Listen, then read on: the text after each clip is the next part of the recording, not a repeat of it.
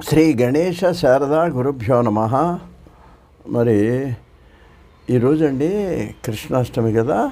మరి మీకు చిన్న తేడా అండి, అంతే, అందరికి మీకు తెలిసిందే.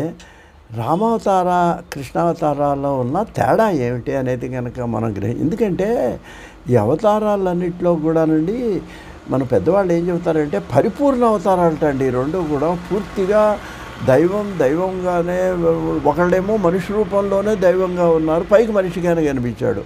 ఇంకొక ఆయనేమో చిన్నపిల్లవాడి దగ్గర నుంచి కూడానేమో నేను దేవుణ్ణి అనేటువంటి నిరూపణలు, పాపం ఆ యశోద అమాయకురాలు, ఆవిడికి తెలియకపోవచ్చు. అప్పుడప్పుడు ఆ మట్టి తిన్నప్పుడు నోరు చూపెట్టినప్పుడు కొంచెం అనుమానం వచ్చింది.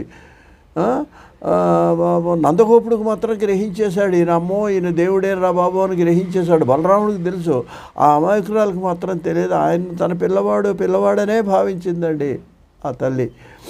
ఇక్కడ మనం గమనించినట్లయితే ఈ రెండింటికి చూస్తే రామావతారంలో ఏంటంటే ఆయన పూర్తిగా రావణ కుంభకర్ణులు వాళ్ళని సంహరించడం కోసం వచ్చాడు. మిగిలిందంతా ఏదో అసలు సంఘంలో మానవుడు ఎలా బతకాలో చెప్పాడు. తండ్రిని ఎలా గౌరవించాలి, తల్లి భార్య ఇవన్నీ కూడా సంఘంలో మానవుడు ఎలా బతకాలో చెప్పింది రామావతారం అండి. ఆయన ఎక్కడ దైవత్వాన్ని చూపెట్టుకోలేదు.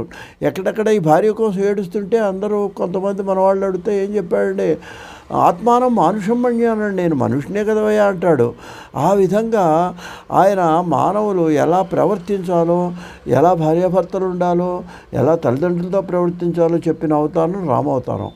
ఇంకా కృష్ణావతారానికి వచ్చేటప్పటికి ప్రతి అడుగులోనూ ఆయన భగవంతుడిని చూపెట్టాడు. పసిపిల్లవాడిగా ఉండి రాక్షస సంహారం ఏంటంటే ఆయన పూతన దగ్గర నుంచి మొదలుకుంటే శకటాసురుడు, తర్వాత అవి రకరకాలైనటువంటి రాక్షస సంహారాలన్నీ కూడా ఆయన చేశాడు. చిన్నపిల్లవాడిగా ఉన్నప్పుడు ఇక్కడ కంసుడిని సంహరించాడు. తర్వాత పెద్దవాడే శిశుపాలుడు ఏ అవతారం అయితే ఉందో ఆ శిశుపాలు దంతరోక్తులను సంహరించారు. అన్నిటికంటే ముఖ్యమైనది ఆయన చివరికి వచ్చేటప్పటికి నేను భగవంతుడిని అని ఆయనే చెప్పుకున్నాడండి. భగవద్గీత బోధించేటప్పుడు మామేకం శరణం వ్రజ అంటాడు. నన్నే అంటే అక్కడ అర్థం ఏంటి, భగవంతుడేనే డైరెక్ట్గా చెప్పేశాడు అర్జునుడికి.